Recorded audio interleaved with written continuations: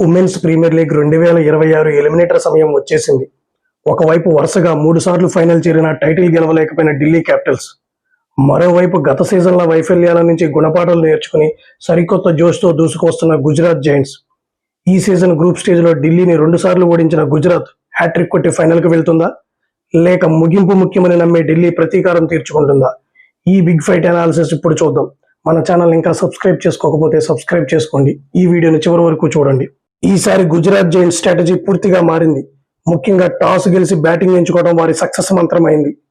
ఈ టోర్నీలో 16 వికెట్లతో డివైన్ నిప్పులు చెరిగే బౌలింగ్ వేస్తుంది.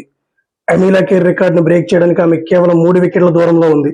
అనుష్క శర్మ నెంబర్ 3లో సెటిల్ అవడం, కాస్వి గౌతమ్ కొత్త బంతితో వికెట్లు తీయడం గుజరాత్ కు plus point. Owsley Gardner captain గా అద్భుతంగా నడిపిస్తుంది.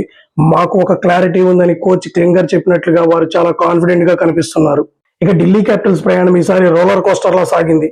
గత 3 ఏళ్లలా కాకుండా ఈసారి కష్టపడి ఎలిమినేటర్ కు వచ్చారు.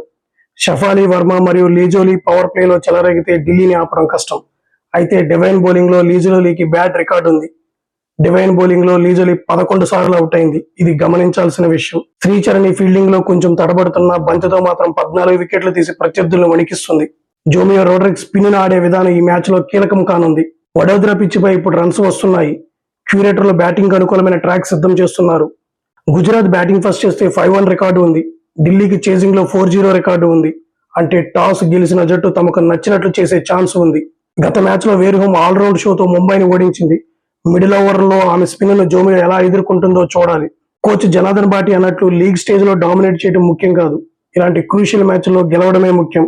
ఢిల్లీ తన పాత తప్పులను సరిదిద్దుకుని ఫైనల్ కు చేరుతుందా, లేక గుజరాత్ తన విన్నింగ్ స్ట్రీక్ ని కొనసాగిస్తుందా? నా ప్రిడిక్షన్ ప్రకారం సోఫియా డివైన్ ఫామ్ చూస్తుంటే గుజరాత్ కొంచెం ఎడ్జ్ ఉంది.